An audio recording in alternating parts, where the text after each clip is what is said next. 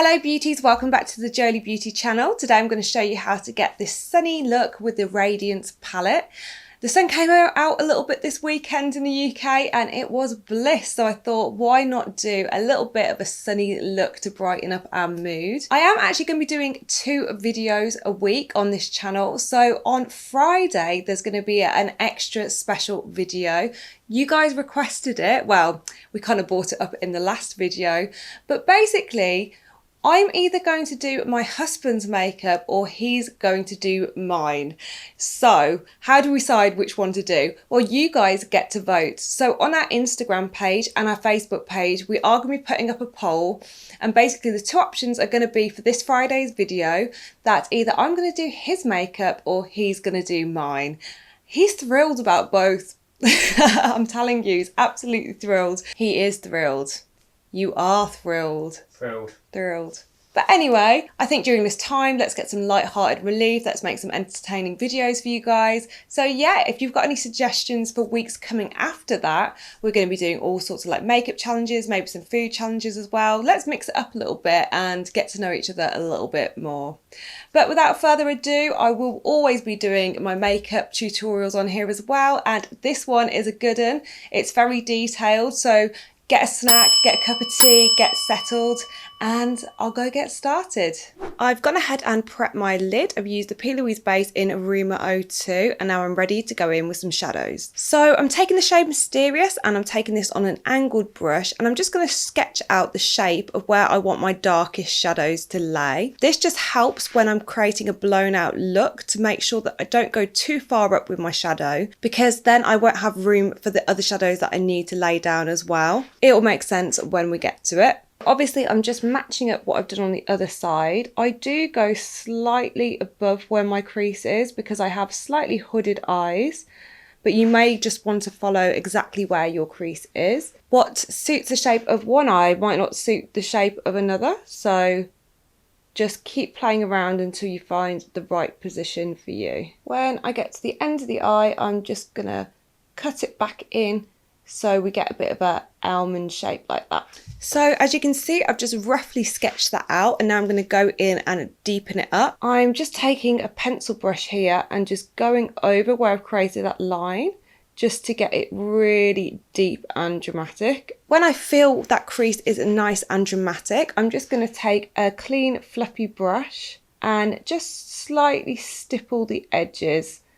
This is going to make it easier to blend into the next colour. The great thing about doing eye looks like this and starting with the deepest colour is we can always go back in and deepen and darken and keep blending. So let's move on to the next colour. So I'm going to take the shade Smitten on a slightly fluffier brush and I'm going to use half in, half out. So that's when I'm putting the brush half in where that darker colour is and half out to blend the 2 colours together.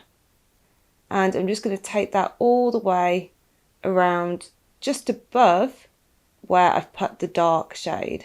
Make sure to use wriggling motions so the colours blend together. As you can see, that Mysterious has lost a bit of its punch, so I'm just going to go back in and darken it up again. And by alternating these 2 colours and using your brush to blend, you'll eventually get the colours to seamlessly blend together. When I'm getting to this outer corner, I'm making an effort just to wing it out a little bit, as I want to create a bit of a winged shape here and pull the eyeshadows out, just like that. Let's move on to the 3rd colour that we're going to use on the top. I'm going to take the shade Mustard, which is this gorgeous deep yellow. And the trick is here to get an even fluffier brush. So as you go from your dark to your mid and then to your light, the brushes should get fluffier as you go up. This is going to help the colours at the bottom look more intense than the ones at the top. So taking the Mustard shade, I'm going to do the same thing again and just lightly tap it half in and half out of where we've put the Smitten shade down. Because this is a yellow as well, where it actually meets the Smitten, it gives it more of a warmer kind of look, so it really brings out the orange of the Smitten shade. As I say in every video, it's just about going back in, reapplying the colour, blending it into the next one, and repeat until it looks seamless.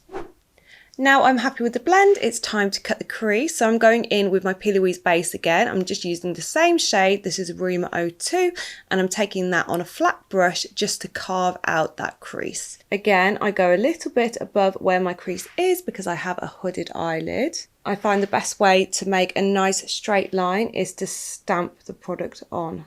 When cutting the crease, just take your time just to get it super neat. Make sure you're looking at the other eye as well to get them nice and even.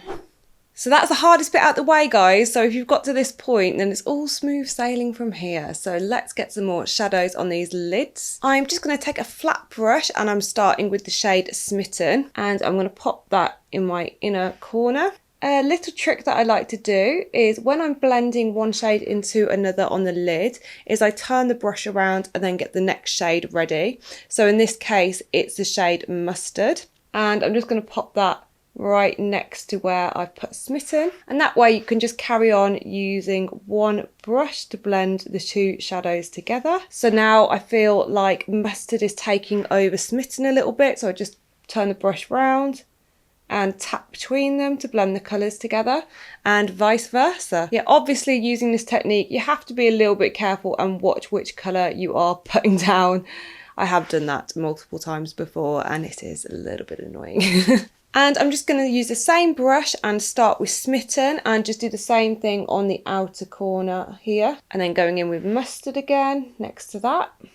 And just trying to look forward and make sure that the colours are going down evenly so they're all taking up a similar amount of room along the eye. For the centre of the lid, I'm going to take a bright yellow shade, this is called Sunshine, and pack that right onto the middle of the lid.